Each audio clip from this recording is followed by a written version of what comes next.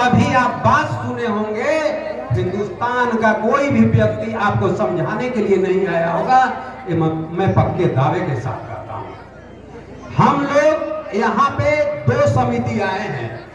एक हमारे साथ महाकाल सेवा समिति घोघा बाजार के लोग आए हुए हैं। इनका कार्य है गरीब की बेटी की शादी हो, सहायता करना। गरीब का घर जल जाए, किसी भी आफत में दवा की जरूरत हो, अस्पताल में इलाज कराने की जरूरत हो, किसी भी मुसीबत में ये 24 घंटा समाज में खड़ा रहते हैं।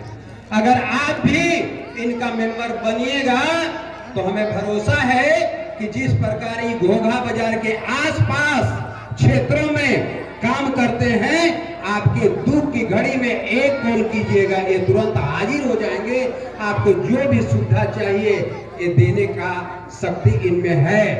ऐसा नहीं है कि ये धनवान है, ये लोग भी गरीब हैं, लेकिन ये ठान लिए कि जब तक गरीब का सहयोग न किया जाए तो गरीब का उत्थान होने वाला नहीं है। और एक गरीब का सहयोग नहीं कर सकता है। जब उनका मेंबर 100-200 हो जाएगा तो 50-50 रुपया 100 महीना अगर ये लोग जमा करेंगे ना तो 3-4 लोगों का सेवा हो ही जाता है। इसलिए हम तो यही कहेंगे कि अगर यहाँ के भी युवा अगर सक्षम हैं तो उनके मेंबर बने और उनके कंधा से कंधा मिलाकर चले, तब गरीबों की सेवा हो पाएगी, गरीबों का उत्थान हो पाएगा, गरीब आगे बढ़ेगा और गरीब विश्व गुरु बनेगा। मित्रों, मैं बता देता हूं, हमारे महाकाल सेवा समिति के अध्यक्ष महोदय आए थे सुभाष यादव जी, लेकिन यहाँ लाइट कट गया, उनके घर में कोई नहीं था, इमरजेंसी में वो निकल गए। लेकिन हम लोग ठान लिए कि जब आएंगे आप जाइए, हम लोग प्रोग्राम करके ही आएंगे, तो हम लोग रुक गए। आप लोगों की भी कष्ट को मैं देख रहा हूँ कि लाइन बार बार कट रहा है, तो प्रॉब्लम तो है ही। और ये आजाद जी हमारे घोघा बाजार में हम लोगों के महाकाल सेवा समिति के कहने पे वहां पे प्रोग्राम देने गए। इनका इतना अच्छा प्रोग्राम होता है, ये लोकल रह के हमें तो ताज्जुब होता है कि हम लोग बंगाल का जादू देखने के लिए कहां कहां जाते हैं और एंट्री फीस 100 रुपया देकर तब अंदर प्रवेश करते हैं। लेकिन आपके क्षेत्र में ही लोकल ने जो अपना प्रोग्राम दिखा रहे हैं, अपना जादू का कला आपको दिखा रहे हैं, 1 रुपया भी एंट्री फीस है क्या? 1 रुपया भी एंट्री फीस है? नहीं ना है, क्योंकि जानते हैं कि ग्रामीण क्षेत्र का प्रत्येक नागरिक गरीब होता है। हम अपना कला को दिखाएंगे, वो खुश होकर खुद हमको प्रोत्साहित करेंगे।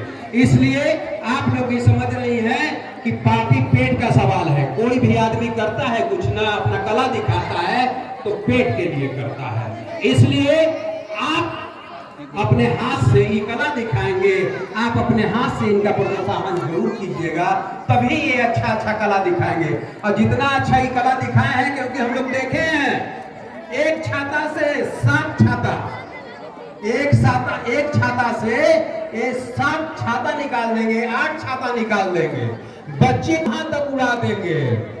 बहुत कला है, आप देखिएगा तो दंग रह जाइएगा। हाँ तो मित्रों, अब मैं बता देता हूं, जैसे हमको लग रहा है कि ये ग्रामीण क्षेत्र है और ग्रामीण क्षेत्र में गरीब तबके के लोग ज्यादा वास करते हैं। इसलिए मेरा एक मंच है, जनता मंच, और मेरा नाम हुआ संतोष दुबे। जनता मंच का मतलब है कि जनता मंच गरीबों के बीच, गरीबों के टोला में जा जाकर गरीबों के बीच एक समान शिक्षा और एक समान चिकित्सा, आरक्षण क्या है, आरक्षण का लाभ कौन ले रहा है, इसके बारे में गरीब जनता को बताकर उनको जागरूक करो। मित्रों, हमारे युवा साथी यहाँ पे हैं, बहुत सारे विद्यार्थी भी हैं, उनके माँ पिताजी भी यहाँ पर मौजूद हैं। इसलिए मैं बोलता हूँ कि हमारे देश में अभी 2 शिक्षा नीति है। हमारे युवा हैं, विद्यार्थी हैं, बताइए है कि नहीं 2 शिक्षा नीति? हमारे देश के नेता लोग, हमारे देश के संपन्न लोग अपने बेटा को, अपने बेटी को डीएम, एसपी, डॉक्टर, प्रोफेसर बनाने के लिए इंग्लिश मीडियम प्राइवेट स्कूल की स्थापना कर रखे हैं, है कि नहीं बताइए। और हमारे देश के 80 करोड़ गरीब देशवासियों के बच्चों के लिए अंगूठा छाप सरकारी विद्यालय की स्थापना कर दी गई है, जहां हमारा बच्चा, गरीब का बच्चा घर से शिक्षा लेने के लिए तो जरूर स्कूल में जाता है, लेकिन उसको शिक्षा नहीं मिल पाता है। इसलिए कि जो गरीब परिवार है वो भी शिक्षा से वंचित है। जो विद्यार्थी सरकारी स्कूल में शिक्षा ग्रहण करने जाता है उसके माँ पिताजी को भी शिक्षा नहीं मिला हुआ है। तो बच्चा जब स्कूल में जाता है तो घर से भी अंगूठा छाप बन के जाता है, और सरकारी विद्यालय में पढ़ने के बाद मैट्रिक और इंटर कर लेता है, उसके बाद भी अंगूठा छाप ही बन के निकलता है। बताइए इसमें गरीब का भविष्य अधर में लटका हुआ है कि नहीं? आप ही लोग बताइए। लटका हुआ है ना? सरकारी विद्यालय में पढ़ाई होता है? जब नहीं होता है तो हम आप लोगों को यही बताने आए हैं कि आप लोगों का भविष्य है एक समान शिक्षा। जब सबके बच्चे एक साथ सरकारी विद्यालय में शिक्षा ग्रहण करें, हमारे देश का नेता प्रधानमंत्री ही क्यों ना हो, राष्ट्रपति क्यों ना हो, मुख्यमंत्री क्यों ना हो, मंत्री क्यों ना हो, सांसद क्यों ना हो, विधायक क्यों ना हो, उनके भी बच्चे सरकारी विद्यालय में शिक्षा ग्रहण करें, और हमारा गरीब तबके का एक रिक्शा चालक का, एक मजदूर का भी बच्चा सरकारी विद्यालय में शिक्षा ग्रहण करे, तभी उस सरकारी विद्यालय से हमारे देश के नेताओं, संपन्न परिवार का भी बेटा डीएम, एसपी, डॉक्टर और प्रोफेसर बनकर निकलेगा, और हमारा गरीब परिवार का, रिक्शा चालक का, मजदूर का भी बेटा और बेटी वहीं से डीएम, एसपी, डॉक्टर और प्रोफेसर बनकर निकलेगा। इसलिए आप लोगों का भविष्य है एक समान शिक्षा। अपने बच्चे के भविष्य के लिए एक समान शिक्षा की आवाज उठाइए। इसी प्रकार मित्रों, भाइयों एवं बंधुओं, हमारे देश में 2 चिकित्सा नीति है। हमारे देश के संपन्न नेता, हमारे देश के संपन्न लोग जेब से पैसा खर्च करके प्राइवेट हॉस्पिटल में अपना इलाज करा लेते हैं, लेकिन हम गरीबों के लिए हमारे देश में सरकारी अस्पताल की व्यवस्था है। जैसे आप लोगों का जो सरकारी अस्पताल होगा, आपको प्रखंड सोनाला में आप लोग जाती होंगे इलाज कराने के लिए, तो पता चलता होगा समय पे डॉक्टर नहीं आए हैं। अगर डॉक्टर आए हैं और अल्ट्रासाउंड लिखा गया तो अल्ट्रासाउंड मशीन खराब है। अगर सीटी स्कैन की जरूरत है तो वो भी खराब है। अगर दवा 10 को लिखाया तो 8 दवा वहां मिलेगा, 2 दवा प्राइवेट मेडिकल स्टोर से खरीदना पड़ेगा। और गरीब के जेब में अगर पैसा नहीं है तो वह गरीब बेचारा एड़ी रगड़ते रगड़ते अपना दम तोड़ देता है, लेकिन हमारे देश के नेताओं को इसका थोड़ा सा भी अफसोस नहीं होता है। लेकिन वही जस्ट उल्टा होता है। जब हमारे देश के नेताओं को, संपन्न परिवार को अगर एक छींक भी आ जाता है तो सारे न्यूज चैनल और टीवी पे छा जाता है कि हमारे देश के फलना नेता को छींक आ गया, हमारे संपन्न परिवार को छींक आ गया। तो बताइए, जिस व्यक्ति को, जिस नेता को आप अपना भविष्य मानकर एक एक कीमती वोट देती हैं और वह कुर्सी पर बैठ जाता है, और नेता और आम गरीब में जब इतनी दूरियां रहेगी तो गरीब का विकास हो पाएगा? आप उत्थान कर पाइएगा? आप इलाज कराए बिना बच जाइएगा? नहीं ना बचिएगा। तो आपका भविष्य है एक समान शिक्षा और एक समान चिकित्सा। इसी प्रकार मैं बता देता हूं आपको, हमारे देश में 2 प्रथा बहुत तेजी से चल रहा है, एक जाति प्रथा और एक आरक्षण प्रथा। आप महिला लोग बताइए कि आपको आरक्षण मिला है ना? सरकार आपको आरक्षण दी है ना? आप गरीब हैं, आपको आरक्षण मिला हुआ है, लेकिन आप हमको बता दीजिए कि हमारे देश की जितनी भी राजनीति पार्टियां हैं, एक भी गरीब महिला को झोपड़ी से निकालकर ले जाकर अपने दल से टिकट दिया है क्या? झोपड़ी से निकालकर गरीब महिला को अपने पार्टी से टिकट दिया क्या कि चलिए मैं आपको विधायक बनाता हूं, आप अपने गरीब का आवाज उठाइएगा, आप अपने गरीब का उत्थान कीजिएगा? दिया है क्या टिकट? दिया है टिकट? कोई बना है? इसलिए आप लोग आरक्षण में भी नहीं बहकिए। आपका भविष्य है एक समान शिक्षा, एक समान चिकित्सा और आरक्षण नहीं। और जाति पर जो आप वोट देती हैं, अब जाति पे चलिए। हमारा देश जब से आजाद हुआ तब से लेकर आज तक हम लोग जातिवाद के नहीं नाम पे वोट दिए हैं। लेकिन हमको यह बता दीजिए कि जब से आजाद हुआ देश तब से लेकर आज तक हम लोग जब जाति के नाम पर वोट दिए हैं, तो हमारे देश में जितनी भी जातियां हैं, सब जाति का कोई ना कोई तो नेता बना होगा, कोई ना कोई तो नेता बना होगा ना। कोई प्रधानमंत्री बना होगा, कोई राष्ट्रपति बना होगा, कोई मुख्यमंत्री बना होगा, कोई सांसद बना होगा, कोई विधायक बना होगा, कोई जिला परिषद, कोई मुखिया, कोई समिति, कोई वार्ड सदस्य बना है ना।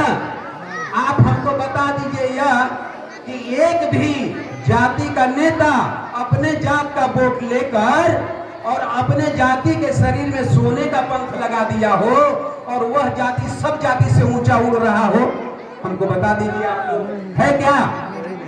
है क्या हमारे देश में? अरे इतना आप लोगों का आबादी है, इतना संख्या में है, कम से कम बोलिए तो कि हम झूठ बोल रहे हैं या सही बोल रहे हैं।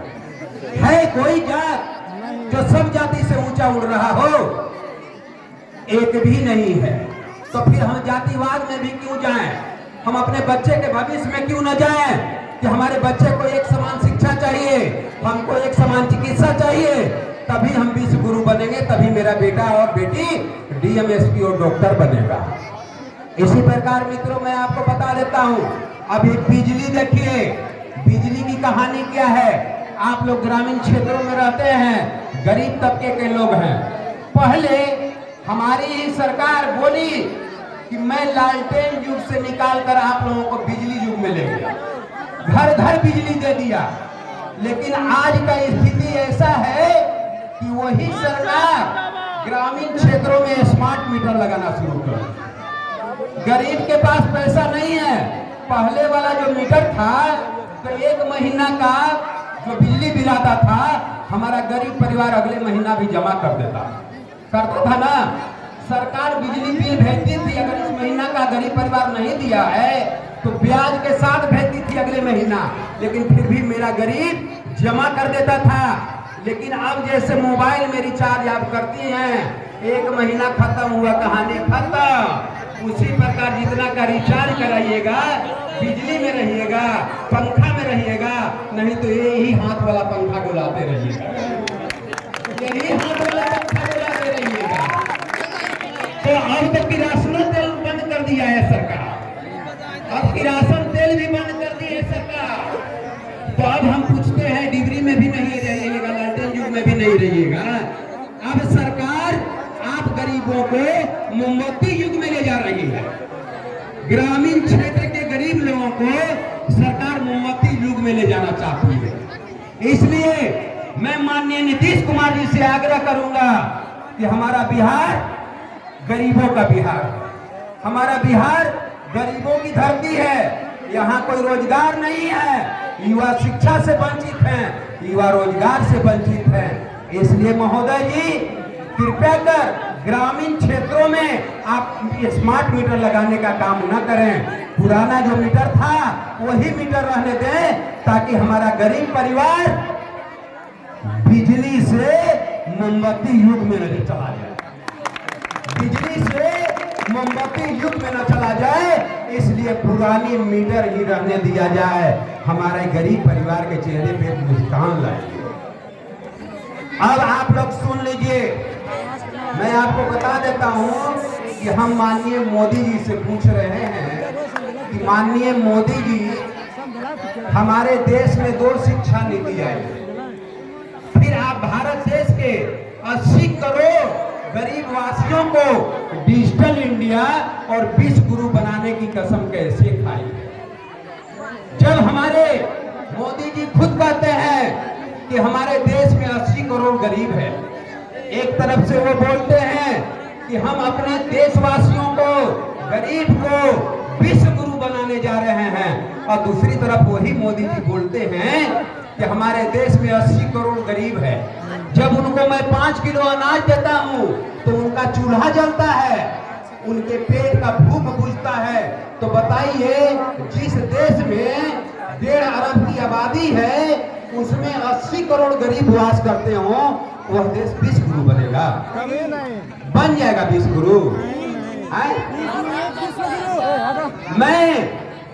मैं युवा से पूछ रहा हूँ, विद्यार्थी से पूछ रहा हूँ कि अदर कंट्री के कितने विद्यार्थी अच्छी शिक्षा ग्रहण करने के लिए हमारे देश में आ रहे हैं? एक भी नहीं। अच्छा भाई, बंद करने की आह्वान हो रही, ठीक है, आप लोग सर्कस देखिए, है ना? लेकिन ये मैं समय बहुत ज्यादा आप लोगों को लिया, आप लोग सर्कस देखिए, क्योंकि रात ज्यादा हो रहा है। आजाद भाई